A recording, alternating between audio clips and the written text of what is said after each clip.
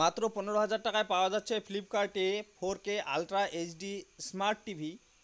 এমনকি এই টিভিটি মাত্র 15,000 টাকায় আপনি আপনার বাড়িতে নিয়ে যেতে পারবেন। তবে এই ফাঁদে পা দেবেন না, কারণ এই 4K আলট্রা এইচডি যে কোনো ধরনের টিভি কিনতে গেলে আমাদের মার্কেটে মিনিমাম 20,000 থেকে 25,000 টাকা বা তার বেশি ইনভেস্ট করতে হয়।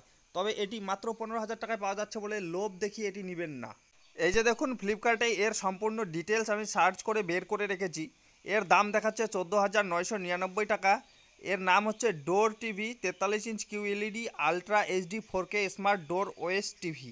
শুধুমাত্র নেটফ্লিক্স বাদ দিয়ে এর মধ্যে 24টিরও বেশি ওটিটি অ্যাপের সাপোর্ট রয়েছে, যার মাধ্যমে আপনি ওটিটি অ্যাপের কন্টেন্টগুলি দেখতে পাবেন। 24টিরও বেশি ওটিটি অ্যাপের সাপোর্ট দিয়েছে এই টিভির মধ্যে। এই যে দেখুন, এখানে লেখা রয়েছে Dolby audio and 300 plus TV channel এবং 2 বছরের warranty plus activation fees plus subscription charge 499 per month. Internet connection required, মানে এই টিভি চালাতে গেলে আপনাকে ইন্টারনেট কানেকশন দিতে হবে এবং 499 টাকা প্রত্যেক মাসে রিচার্জ করতে হবে। এখন আসি আসল কথায়। এই টিভিতে সবই ঠিক আছে, পিকচার কোয়ালিটি ভালো, 4K টিভি, দামও কম, সাউন্ড কোয়ালিটিও ভালো, এর মধ্যে রয়েছে ডলবি অ্যাটমস। কিন্তু এর একটি বিশেষ ব্যাপার হলো, এটিকে যদি 499 টাকা প্রত্যেক মাসে রিচার্জ না করেন, তাহলে টিভির এইচডিএমআই পোর্ট বাদ বাকি যত রকমের পোর্টের কানেকশনগুলি রয়েছে সেগুলো বন্ধ করে দেওয়া হয়, ব্লক করে দেওয়া হয়। এমনকি আপনার বাড়িতে যদি কোনো ডিশ কানেকশন থাকে বা যদি কোনো পেন ড্রাইভ থেকে আপনি কোনো মুভি বা কোনো কিছু দেখতে চান, তাহলে সেটিও দেখতে পাবেন না। Buying your TV is completely pointless because if you buy it, you will have to subscribe to OTT later. And even if you don't subscribe to OTT, the TV is useless and completely a toy.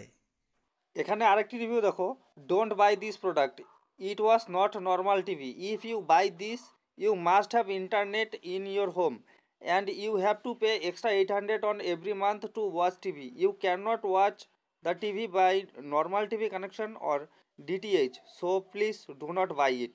এর মানে হচ্ছে এই টিভিটি কোনো normal TV নয়। এই টিভিতে আপনি প্রত্যেক মাসে 800 টাকা করে পে করতে হবে, আবার এই টিভিতে ইন্টারনেট কানেকশনও লাগবে।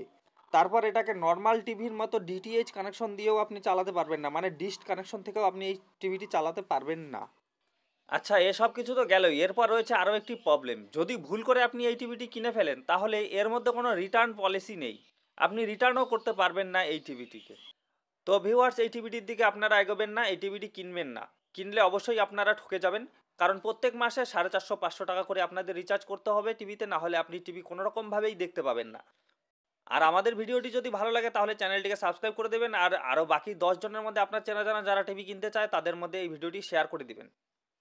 তো চলো, দেখা হচ্ছে পরবর্তী নেক্সট ভিডিওতে। Tata, bye bye.